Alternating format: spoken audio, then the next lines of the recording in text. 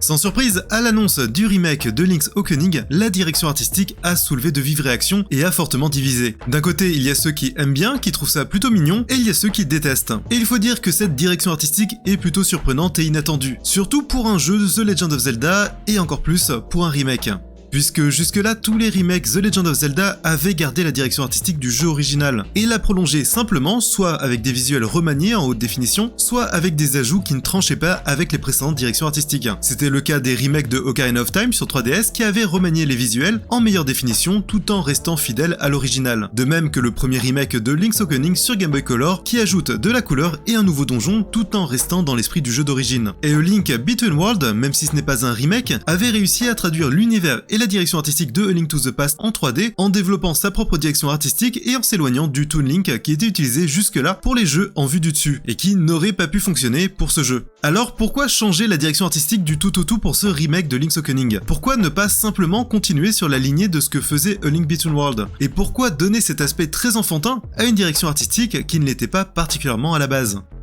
Ce qui saute aux yeux en premier avec cette nouvelle direction artistique, c'est son aspect jouet et enfantin. On a l'impression de voir des figurines, particulièrement avec ces reflets très marqués de la lumière sur les arbres, les personnages et les bâtiments qui donnent un aspect plastique à l'ensemble. Et si on compare avec A Link Between Worlds, on peut voir que les échelles ont changé. Les arbres et les bâtiments semblent plus petits comparés à Link et aux autres personnages, alors que les objets plus petits sont devenus plus grands, comme par exemple la girouette qui faisait la taille de Link et qui maintenant est aussi grande qu'un bâtiment, les panneaux qui font quasiment la taille des arbres, ou encore les fleurs et les plantes qui poussent sur les maisons qui sont démesurées, un peu à la manière des Lego. Il n'y a plus ce sentiment de monde vaste avec ses arbres et ses bâtiments aux échelles plutôt réalistes. On a l'impression d'un monde plus petit, proche d'une table de diorama, d'une maquette ou de jouets. Un effet miniature qui est accentué aussi par ce flou sur les bords de l'écran. À première vue, le flou est très bizarre. Il n'est que sur les extrémités de l'écran, laissant une zone centrale complètement nette de bord à bord, qui change des habituels flous tout autour de l'écran, habituellement utilisés pour montrer l'état de santé de notre personnage dans les TPS par exemple. Et bien ce flou si particulier, c'est le tilt shift,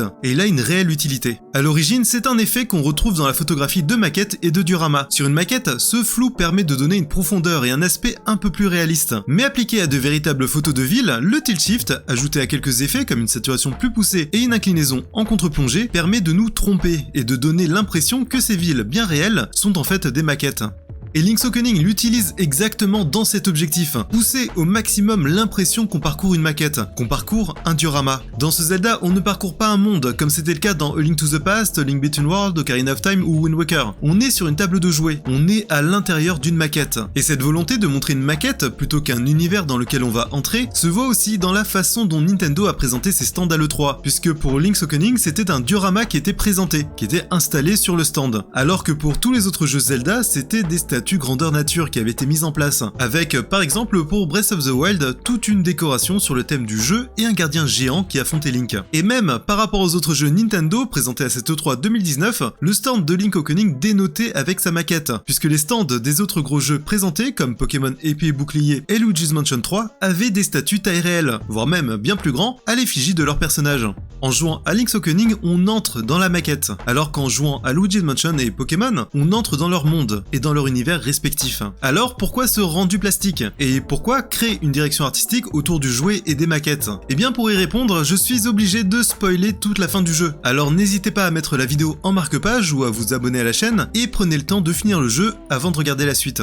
Ce choix du jouet, c'est simplement parce que c'est une façon de parler du rêve. Le jouet, c'est l'imagination, et c'est ce qui n'est pas réel. Ce sont les histoires qu'on invente et qu'on s'invente. Le jouet, c'est la déformation du réel. Et si vous êtes allé jusque-là, vous savez que le thème du rêve est central dans Link's Awakening. Et c'est d'ailleurs un motif qui revient à l'occasion dans les films et les séries, comme par exemple dans Community, où les acteurs sont remplacés par des marionnettes dans un épisode qui raconte un souvenir, ou transformés en poupées animées quand Abed refuse de voir la réalité et veut fuir le réel. Ou encore dans le film Booksmart, où les héroïnes se transforment en poupées après avoir pris un cachet mystérieux qui leur a donné des hallucinations. Transformer les personnages en jouets montre qu'il se passe quelque chose d'anormal, et que leur perception du réel a changé. Ce sont des séquences qui montrent une rupture avec le monde réel, et qui ne fonctionnent que parce qu'il y a un contraste entre l'imaginaire et la réalité, entre les personnages devenus jouets et le film avec les acteurs. Et dans Link's Awakening, on retrouve ce contraste avec la cinématique du début de jeu. Une courte cinématique en animation où on voit Link sur un bateau tenter de naviguer sur une mer déchaînée. imaginez. Un éclair s'abat sur le mât et est fondu au blanc sur la plage de Cocolint, avec la direction artistique qui a changé. Avec ce fondu au blanc, on entre dans le rêve, on entre dans une autre réalité. Et d'ailleurs, quand le poisson rêve s'est réveillé, on voit l'île et le monde qu'on a connu disparaître en fondu au blanc, avant de retrouver Link sur son radeau en pleine mer, de nouveau animé en 2D. On est sorti du rêve, retour dans le réel, on change de direction artistique. Et cette séquence d'introduction est justement intéressante, puisque quand j'avais fait Link's Awakening DX, à l'époque sur ma Game Boy Color, j'avais toujours vu cette cinématique comme une introduction au jeu, une façon de dire voilà ce à quoi les personnages ressemblent au-delà de leur sprite en jeu, un peu à la manière de Pokémon Bleu et Rouge, qui avait mis une cinématique où on voit un ectoplasma et un Nidoran se battre, une façon de nous aider à nous projeter dans l'univers du jeu, en supplément des illustrations dans les livrets. Et encore plus avec les photos que l'on pouvait faire dans le remake DX, qui nous montraient des séquences tout en pixel art, une sorte de fausse vue subjective qui traduisait les formes simples du jeu en des illustrations plus fines et détaillées et qui nous donnait un aperçu de ce à quoi ressemblait réellement le monde et ses personnages, qu'on ne pouvait voir qu'en vue du dessus.